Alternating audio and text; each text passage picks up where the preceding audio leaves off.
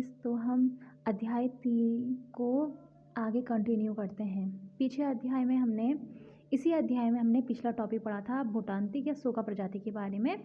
अब हम पढ़ेंगे उत्तराखंड इतिहास के कालखंड के बारे में। ठीक है, तो उत्तराखंड का इतिहास विभिन्न कालखंडों में विभक्त है, यानी डिवाइड किया गया है। प्रागैतिहासिक काल, आद्य ऐतिहासिक काल और ऐतिहासिक काल। अब हम सबसे पहले पढ़ेंगे फर्स्ट काल, प्रागैतिहासिक काल। अल्मोड़ा के कालामाटी व मल्ला पैनाली नामक स्थान पर प्रागैतिहासिक काल के शैलचित्र मिले हैं। यशोधर मठपाल ने नैनीताल में खुटानी नाला से पाषाणकालीन उपकरणों की खोज की।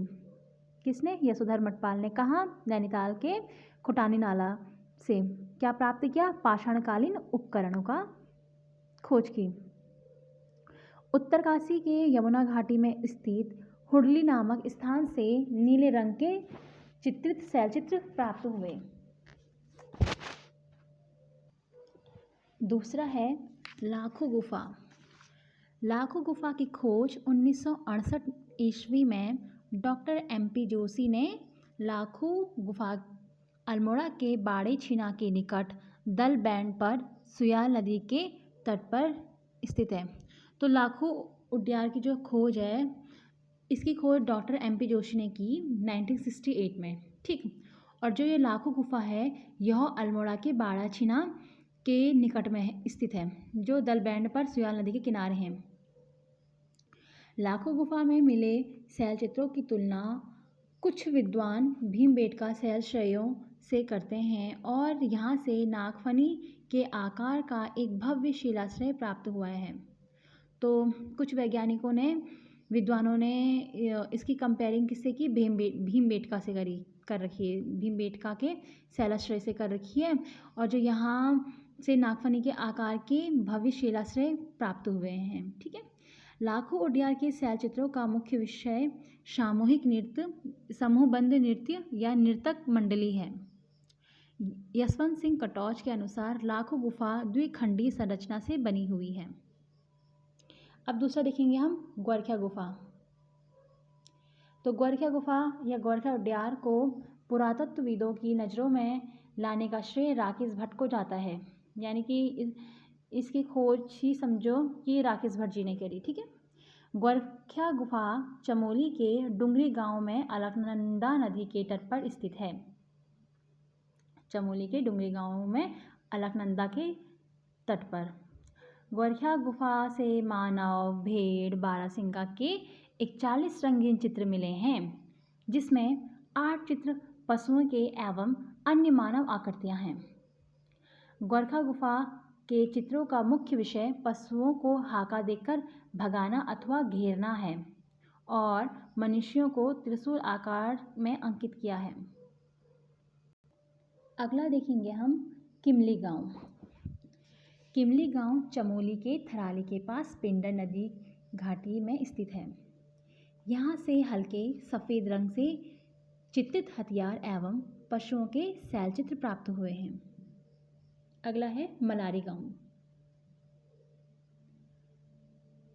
गढ़वाल विश्वविद्यालय द्वारा 1983 व 2001 में मलारी गांव का सर्वेक्षण किया, जो चमोली जिले से सुदूर तिब्बत सीमा पर स्थित है। मलारी सर्वेक्षण में एक पशु का पूर्ण कंकाल मिला, जिसकी पहचान हिमालयी पशु वृषभ, जुबू या जोबा के तौर पर की गई। मलारी से 5.2 किलो सोने का मुखावरण के साथ नर कंकाल व मिट्टी के बर्तन मिले। यहाँ से प्राप्त बर्तन पाकिस्तान के स्वात घाटी के शिल्प के समान थे। मलारी गांव से काले व धूसर रंग के मृदभांड और हत्थे युक्त कुतूब पर बना मोनाल का चित्र मिला है, जिसे आगरा भेजा गया था। शिव प्रसाद डबराल ने 1956 ईस्वी में नीति घाटी के मलारी गांव से मंडलाकार शवाधान की खोज की। किसने? शिव प्रसाद डबराल ने। कब? 1956 में। कहाँ? मलारी गांव में। किसकी खोज करी? मंडलाकार समाधानों की खोज करी, जिन्हें राहुल सांस्कृत्यायन ने खस जाति के समाधान बताए थे। मलारी गांव के समाधान पहाड़ी काटकर बनाए गए थे और इन समाधानों में शवों के घुटने मोड़कर औंधे मुंह लिटाया गया था। उत्तराखंड में सर्वाधिक प्राचीन लौह फलक मलारी ग्राम के महापाषाणकालीन समाधान से प्राप्त हुए। अब हम देखेंगे अल्मोड़ा के समाधान। अल्मोड़ा के पश्चिमी राम गंगा घाटी के नौला जैनल गांव के समाधानों की खोज यशोधर मटपाल द्वारा की गई। यानी कि जो हमें अल्मोड़ा से समाधान मिले उसकी खोज किसने करी? यशोधर मटपाल ने। ठीक है, और ये कहाँ स्थित है? अल्मोड़ा के पश्चिमी रामगंगा घाटी के साइड। ठीक है, अल्मोड़ा के सानड़ा व बसेड़ी ग्राम के समाधानों की खोज यशोधर मटपाल ने की थी। सानड़ा एवं बसेड़ी ग्राम से दो प्रकार के समाधान प्राप्त हुए, श्रेष्ठ एवं अर्ण बैरियल। ठीक है, अब हम देखेंगे लुएथाप। लुएथाप अल्मोड़ा जिले से लाल रंग में चित्रित 3 शैलाश्रय प्राप्त हुए और लुएथाप का अर्थ रक्त चित्र होता है। यानी जो लुएथाप है वह कहाँ मिले हमें? अल्मोड़ा में। वो क्या है? 3 शैलाश्रय। लुएथाप के शैलचित्र में मानव को शिकार करते और हाथ में हाथ डालकर नृत्य करते हुए दिखाया गया है। अगला है आपका पेटशाला व फड़कानौली। फड़कानौली की खोज 1985 ईस्वी में डॉक्टर यशोधर मटपाल ने की। अल्मोड़ा के फड़कानौली से 3 शैलाश्रयों की खोज हुई। पेटशाला की खोज 1989 ईस्वी में डॉक्टर यशोधर मटपाल ने की। अल्मोड़ा के पेटशाला से कथई रंग की मानवाकृतियाँ प्राप्त हुई। ये दोनों स्थल सुयाल नदी प्रवाह क्षेत्र में स्थित हैं। कहाँ? कौन? यही पेटशाला वाला और जो फड़कानौली से में प्राप्त हुए हैं शैलाश्रय, वो कहाँ है? सुयाल नदी के साइड। फिर अगला है फलसीमा। अल्मोड़ा के फलसीमा से योग तथा नृत्य मुद्रा में मानव चित्र प्राप्त हुए। फलसीमा से 2 चट्टानें हैं जिन पर 2 कपमार्क्स बने हुए हैं। अब हम लास्ट देखेंगे उत्तराखंड में ताम्र उपकरण। 1986 ईस्वी में अल्मोड़ा से एक ताम्र उपकरण प्राप्त हुआ।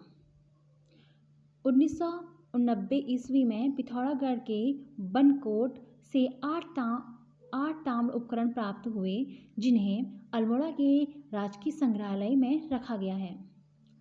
ताम्र उपकरणों की खोज राज्य के बनकोट जो पिथौरागढ़ में है एवं बहादुराबाद जो हरिद्वार में है एवं अन्य स्थानों से भी हुई है। जो मतलब ताम्र उपकरण हैं वो कहाँ कहाँ से प्राप्त हुए हैं? पहला तो बनकोट जो पिथौरागढ़ में है और बहादुराबाद जो हरिद्वार में है वहाँ मिले। ठीक है, और अलग अलग जगह भी हैं। ताम्र संस्कृति ऊपरी गंगा घाटी की प्राचीनतम संस्कृति है, जिसकी बिठूर, बिसौली एवं फतेहगढ़ आदि स्थानों से ताम्र उपकरण मिले हैं। हरिद्वार के बहादुराबाद से चूड़ियाँ एवं कड़ों के रूप में प्रागैतिहासिक काल के ताम्र उपकरण प्राप्त हुए हैं। कुछ इतिहासकार ताम्र संस्कृति के इन उपकरणों को स्कंदित कुठार मानते हैं। बनकोट व बहादुराबाद ताम्र उपकरण पर पुराविदों का मानना है कि ताम्र संस्कृति के निर्माताओं को ताम्र आपूर्ति गढ़वाल, कुमाऊं में स्थित पोखरी, धनपुर, डोबरी, अस्कोट आदि खानों से हुई और यहाँ की आगरी जाति प्राचीन काल से खनन कार्य से जुड़ी हुई थी। कौन सी जाति? आगरी। अब हम देखेंगे दूसरा कालखंड जो है आदि ऐतिहासिक काल। तो आदि ऐतिहासिक काल के प्रमुख स्रोत हैं आपके पौराणिक ग्रंथ। उत्तराखंड का प्रथम उल्लेख ऋग्वेद में मिलता है, जिसमें इस क्षेत्र को देवभूमि एवं मनीषियों की पूर्ण भूमि कहा गया है। ऐत्रेय ब्राह्मण ग्रंथ में उत्तराखंड के लिए उत्तर कुरु का प्रयोग हुआ है, जबकि दक्षिण कुरु मेरठ, हस्तिनापुर के लिए हुआ है। कौस्तक कौस्तकी ब्राह्मण ग्रंथ में वाक देवी का निवास स्थान बद्रिकाश्रम बताया गया है। स्कंद पुराण में 5 हिमालय खंडों का वर्णन है। 5 हिमालय खंड निम्न प्रकार हैं: नेपाल, केदारखंड, मानसखंड, कश्मीर और जालंधर। स्कंद पुराण में माया क्षेत्र से हिमालय तक के विस्तृत क्षेत्र को केदारखंड, जबकि नंदा देवी पर्वत से कालगिरी तक के क्षेत्र को मानसखंड कहा गया है। केदारखंड गढ़वाल का एरिया हो गया और मानसखंड कुमाऊं का एरिया, ठीक है। और माया क्षेत्र व गंगा द्वार आपका हरिद्वार हो गया। इसी में आगे है, पुराणों के केदारखंड व मानसखंड के संयुक्त क्षेत्र को ब्रह्मपुर, खसदेश, इलावट या उत्तरखंड कहा गया है। किसमें? पुराणों में। किसको? केदारखंड व मानसखंड के संयुक्त क्षेत्र को। जैसे अभी संयुक्त क्षेत्र उत्तराखंड है और उस टाइम पे पुराणों में उत्तराखंड के लिए किसका प्रयोग किया गया था? ब्रह्मपुर, खसदेश, इलावट या उत्तरखंड। अगला टॉपिक है आपका, बौद्ध साहित्य की पाली भाषा में उत्तराखंड के लिए हिमवंत शब्द का प्रयोग किया गया। ऋग्वेद में आर्य लोग 5 जातियों में विभक्त थे। पहला पुरु, दूसरा त्रिशु, तीसरा अनु, चौथा यदु एवं 5वां त्रिवसु। किसमें? ऋग्वेद में आर्य लोगों को 5 भाग में डिवाइड किया गया था। मतलब जो आर्य की जाति थी उसको 5 भाग में डिवाइड किया हुआ था, जिनमें से वैदिक काल में उत्तराखंड में त्रिशु जन का शासन था। रघुवंश महाकाव्य में उत्तरा गढ़वाल हिमालय के लिए गौरी गुरु शब्द का प्रयोग हुआ है। किसमें? रघुवंश महाकाव्य में। किसका? गढ़वाल क्षेत्र के लिए गौरी गुरु का शब्द का प्रयोग हुआ है। रामायण कालीन लक्ष्मण के पुत्र अंगद एवं चंद्रकेतु का राज्य हिमालय क्षेत्र में स्थित था। यहीं से हनुमान जी ने द्रोणागिरी पर्वत से संजीवनी बूटी लंका ले जाकर लक्ष्मण जी को जीवन दान दिया था। अब हम देखेंगे उत्तराखंड का गढ़वाल क्षेत्र। अब गढ़वाल क्षेत्र के बारे में थोड़ा सा पढ़ेंगे, जो हमारे इतिहास ये ग्रंथों में लिखा गया है। किसमें? पौराणिक ग्रंथों में, ठीक है। तो गढ़वाल क्षेत्र के प्राचीन नाम बद्रिकाश्रम क्षेत्र, तपोभूमि व केदारखंड है। केदारखंड में गढ़वाल की सीमाओं की लंबाई 50 योजन यानी 200 मील व चौड़ाई 300 योजन यानी 120 मील बताई गई है। किसकी? केदारखंड में। किसका? गढ़वाल की। केदारखंड में गढ़वाल की सीमा की लंबाई जैसे 50 योजन बताई गई है और चौड़ाई 30 योजन। केदारखंड व मानसखंड की सीमा का विभाजन बधाड़ क्षेत्र या नंदा देवी पर्वत करता है। केदारखंड गंगा द्वार से हिमालय व तमसा या टोंस नदी से बौद्धांचल या नंदा देवी तक फैला हुआ है। सीधे बोले तो जो केदारखंड है हमारा वो तमसा नदी को टोंस नदी भी कहते हैं। तो इसका जो एरिया है गंगा द्वार से सीधे कहाँ तक है? नंदा देवी तक है। राजा अजयपाल ने 52 गढ़ों को जीता था, तब से इस क्षेत्र को गढ़वाल कहा जाता है। हरिदत्त भट्ट शैलेश ने गढ़वाल शब्द की उत्पत्ति का संबंध इस क्षेत्र में बहने वाली छोटी छोटी गाड़ों से किया है, यानी गाड़ गदरे टाइप के। ऋग्वेद के अनुसार इस क्षेत्र में असुर राजा संबर के 100 गढ़ों को इंद्र व सुदास ने नष्ट किया था। ऋग्वेद के अनुसार इस क्षेत्र के प्राणा यानी अब जो प्रेजेंट में माणा बोलते हैं इसे, गांव में प्रलय के बाद सप्त ऋषियों ने अपने प्राणों की रक्षा की थी। गढ़वाल क्षेत्र में कुबेर की राजधानी अलकापुरी थी और अलकापुरी में मनुष्यों के आदि पूर्वज मनु का निवास स्थान था। गढ़वाल क्षेत्र के बद्रीनाथ के पास गणेश, नारद, मुचकंद, व्यास व स्कंद गुफा में वैदिक ग्रंथों की रचना हुई थी। यानी वैदिक ग्रंथों की रचना कहाँ हुई थी? इस एरिया में बद्रीनाथ के पास जो है ना, गणेश, नारद, मुचकंद, व्यास, स्कंद गुफा जो है वहाँ किसकी रचना हुई थी? ग्रंथ, हमारे जो वैदिक ग्रंथ हैं। टिहरी गढ़वाल के हिमयार पट्टी स्थित विसोन पर्वत पर वशिष्ठ गुफा, वशिष्ठ कुंड एवं वशिष्ठ आश्रम है। कहाँ? टिहरी गढ़वाल के हिमयाण पट्टी में। देवप्रयाग में भगवान राम का एक मंदिर है जहाँ भगवान राम ने शिव भगवान की तपस्या की थी। टिहरी गढ़वाल के तपोवन में लक्ष्मण जी ने तपस्या की थी। रामायणकालीन वाणासुर का राज्य गढ़वाल क्षेत्र में था। इसकी राजधानी ज्योतिषपुर या जोशीमठ थी। महाभारत के वन पर्व में केदारनाथ को भृंगतुंग कहा गया। महाभारत के वन पर्व के अनुसार उस समय गढ़वाल क्षेत्र में पुलिंद या कुड़िंद व किरात जातियों का आधिपत्य था। किस टाइम? महाभारत के टाइम पे गढ़वाल क्षेत्र में किसका शासन था? पुलिंद या किरातों का। ठीक। महाभारत के सभा पर्व, वन पर्व या आरण्य पर्व व भीष्म पर्व में कुड़िंदों की जानकारी मिलती है। पुलिंद राजा सुबाहु की राजधानी श्रीनगर थी, जो महाभारत के युद्ध में पांडवों की तरफ से लड़ रहे थे।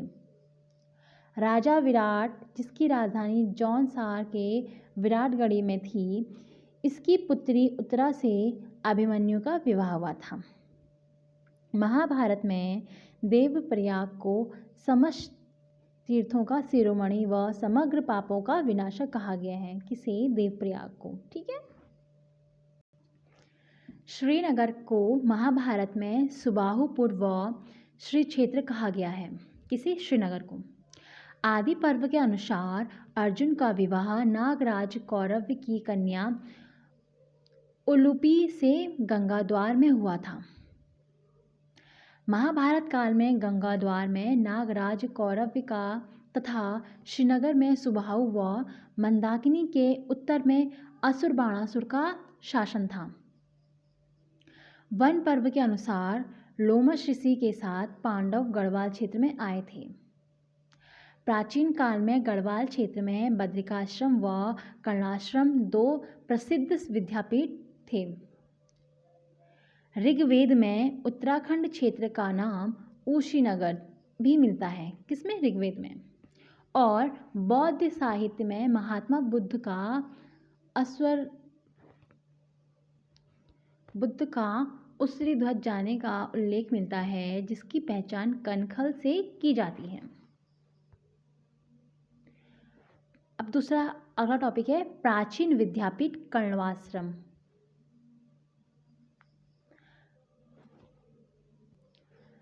कर्णवाश्रम पौड़ी जनपद कोटद्वार में स्थित दुष्यंत व शकुंतला के प्रेम प्रसंग के कारण प्रसिद्ध है।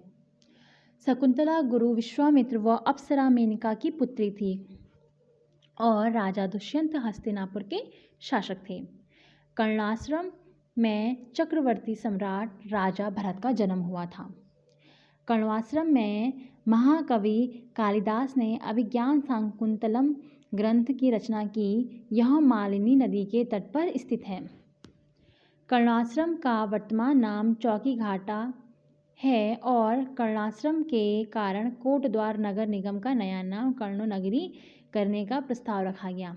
कर्णाश्रम या चौकी घाट में बसंत पंचमी के दिन मेला लगता है। अब हम उत्तराखंड का कुमाऊं क्षेत्र पढ़ेंगे। कुमाऊं क्षेत्र का प्राचीन नाम मानसखंड व कुर्मांचल था। पौराणिक कथाओं के अनुसार चंपावत के कांतेश्वर पर्वत पर भगवान विष्णु का कुर्मा या कच्छावतार हुआ था और कांतेश्वर पर्वत के नाम पर मानसखंड के इस क्षेत्र को कुर्मांचल कहा गया। कुर्मांचल संस्कृत नाम आगे चलकर प्राकृत में कुर्मू या हिंदी में कुमाऊं हुआ, यानी कि सबसे पुराना नाम उसका कुर्मांचल था। फिर प्राकृतिक आगे चलकर किस में? प्राकृतिक में हुआ, तो उसमें कुमू या हिंदी में कुमाऊं हुआ। कुमांचल का सर्वप्रथम अभिलेखीय उल्लेख कल्याण चंद्र के चंपावत स्थित नागनाथ मंदिर शिलालेख में मिलता है।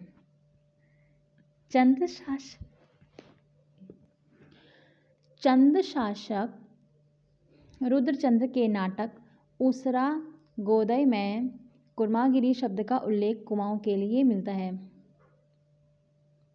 कुमाऊं शब्द का प्रथम प्रयोग विक्रमचंद्र द्वारा 63 देव ताम्रपत्र में किया गया, जिसमें बालेश्वर मंदिर भूमिदान का उल्लेख मिलता है। स्कंद पुराण के मानस खंड का प्रारंभ राजा जन्मेजय तथा सूर पौराणिक के बीच संवाद से होता है। ब्रह्म व वायु पुराण के अनुसार कुमाऊं क्षेत्र में किरात, गंधर्व, किन्नर, यक्ष, नाग एवं विद्याधर जातियां निवास करती थीं। अल्मोड़ा का जाखन देवी का मंदिर इस क्षेत्र में यक्षों के निवास की पुष्टि करता है। कौन करता है यक्षों के निवास की पुष्टि? अल्मोड़ा का जाखन देवी मंदिर। कुमाऊं क्षेत्र में बिनाग या बेरी नाग, काली नाग, पिंगल नाग, वासुकी नाग आदि मंदिर नाग जाति के निवास की पुष्टि करते हैं। नाग मंदिरों में सबसे प्रसिद्ध बीनाग या बेरी नाग पिथौरागढ़ में स्थित है। मानस खंड के अनुसार जागेश्वर धाम में भगवान शिव ने तपस्या की और कार्तिकेय का जन्म यहीं हुआ। यानी जो अल्मोड़ा में जागेश्वर मंदिर है ना, वहाँ कार्तिकेय का जन्म हुआ। महाभारत के वन पर्व अनुसार ऋषि धौम्य सम्राट युधिष्ठिर को भारत के तीर्थ स्थलों के बारे में बताते हैं। पुरुषोत्तम सिंह के बोधगया अभिलेख में कुमाऊं के लिए कामादेश कहा गया है। रामायण काल में कुमाऊं क्षेत्र को उत्तर कौशल भी कहा जाता था। अब हम देखेंगे उत्तराखंड के प्रमुख लेख। कालसी, लाखा मंडल, सिरोली व माणा में शिलालेख मिले। जौनसार भाबर स्थित लाखा मंडल से राजकुमारी ईश्वरा का लेख मिला। इसके अनुसार यमुना उपत्यका में यदुओं का शासन था। देवप्रयाग व कल्पनाथ में गुफाओं के अंदर दीवारों पर लेख मिले। नैनीताल व बाड़ावाला में ईंट पर उत्कीर्ण लेख मिले। गोपेश्वर व बाड़ाहाट से त्रिशूल लेख मिले। गोपेश्वर के रुद्रशिव मंदिर में 6 सदी के गणपति नाग व 12वीं सदी के अशोक चल्ल के त्रिशूल लेख मिले। बाड़ाहाट त्रिशूल लेख में शंख लिपि का प्रयोग हुआ। देवलगढ़ तथा कोलसारी से मूर्ति पीठिका लेख मिले। कुषाणकालीन मुद्राएं मुनि की रेती तथा सुमाड़ी से प्राप्त हुई। कार्तिकेयपुर राजा के ताम्रपत्र एवं शिलालेख पांडुकेश्वर से 4, कंडारा से 1, बैजनाथ से भी 1, बागेश्वर एवं बालेश्वर मंदिर जो चंपावत में है वहाँ भी प्राप्त हुए ताम्रपत्र। किसके? कार्तिकेय राजाओं के। अल्मोड़ा सिक्के कुड़िंद शासकों से संबंधित हैं, जिसमें शिवदत्त, शिवपालित, हरिदत्त, गोमित्र के नाम लिखित हैं। किसमें? सिक्कों में। किसके? कुड़िंद शासकों के, जिसकी खोज 1975 में हुई। 3री सदी का मुद्रालेख मोर ध्वज से प्राप्त हुआ। कुमाऊं से प्राप्त सेनापानी स्तूप में के भग्नावशेष को इतिहासकार शुंगकालीन मानते हैं। उत्तरकाशी के यमुना घाटी में स्थित देवल गांव में भैंसामुखी चतुर्भुज मानव प्रतिमा मिली, जिसे इतिहासकारों ने सैंधवकालीन बताया। तो शिलालेख शब्दावली देखते हैं थोड़ा। पल्लिका छोटे ग्राम, यानी कि पल्लिका किसे कहते हैं? छोटे ग्राम को। भृत्य सेवक को। कोटपाल कहते हैं गणरक्षक को। अक्षपटलिक लेखा परीक्षक को। तालुका तहसील को। महतम ग्राम शासक को। प्रतिहार द्वार रक्षक को। बलाध्यक्ष सेनानायक को। कुलचारिक तहसीलदार को। महादंडनायक प्रधान सेनापति। ये क्या है, शिलालेख की शब्दावली, यानी कि जो वो शिलालेख है उसमें क्या शब्द का प्रयोग किया गया है वो बताया गया है। जैसे पल्लिका, वृंत, कोटपाल, अक्षय पटलिक, तालुका, महतम, प्रतिहार, बलाध्यक्ष, कुलचारिक, महादंड नायक, ये चीज़ें लिखी हुई हैं उस शिलालेख में। अब हम कालसी शिलालेख के बारे में पढ़ते हैं। कालसी शिलालेख की खोज मी फॉरेस्ट ने 1860 ईस्वी में की, जिसका निर्माण मौर्य शासक अशोक ने 257 ईस्वी पूर्व में किया। कालसी लेक देहरादून जिले में यमुना एवं टोंस नदी के संगम पर स्थित है और यहाँ अमलावाड़ गाड़ भी बहती है। कालसी शिलालेख को स्थानीय भाषा में चित्रशिला कहते हैं। इस शिलालेख में हाथी का चित्र मिलता है। कालसी शिलालेख प्राकृतिक भाषा एवं ब्राह्मी लिपि में रचित है, जबकि पाली उस समय जनसाधारण की भाषा थी। कालसी लेख में अशोक ने घोषणा की कि मैंने राज्य के हर स्थान पर मनुष्यों एवं पशुओं की चिकित्सा व्यवस्था की है और लोगों से हिंसा त्यागने और अहिंसा अपनाने की बात कही है।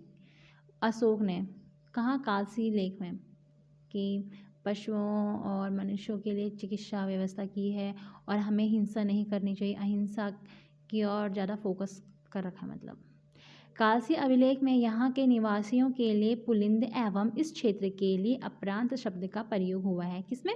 कालसी अभिलेख में। कालसी का प्राचीन नाम सूदनगर व कलकूट था, जो कुड़िंदों की राजधानी भी रही थी। कालसी अभिलेख से पता चलता है उत्तराखंड का क्षेत्र उस समय मौर्यों के अधीन रहा होगा। सिंहली बौद्ध ग्रंथ महावंश के अनुसार अशोक काल में तृतीय बौद्ध संगीति के अध्यक्ष मोमग्लालिपुत तिस्त ने हिमवंत क्षेत्र में धर्म विजय के लिए मज्जिम व उसके 4 साथियों को भेजा था। कालसी शिलालेख में 5 यूनानी राजाओं का नाम मिलता है। सिरमौर इतिहास के अनुसार कालसी सिरमौर साम्राज्य की राजधानी रही। सिरमौर के शासक करम प्रकाश ने लगभग 1621 में अपनी राजधानी कालसी से नाहन स्थानांतरित की थी। तो ये था हमारा अध्याय 3। इस अध्याय में हमने कुछ टॉपिक क्लियर किए हैं। अब हम नेक्स्ट अध्याय में पढ़ेंगे उत्तराखंड का ऐतिहासिक शासनकाल। आज के लिए इतना ही।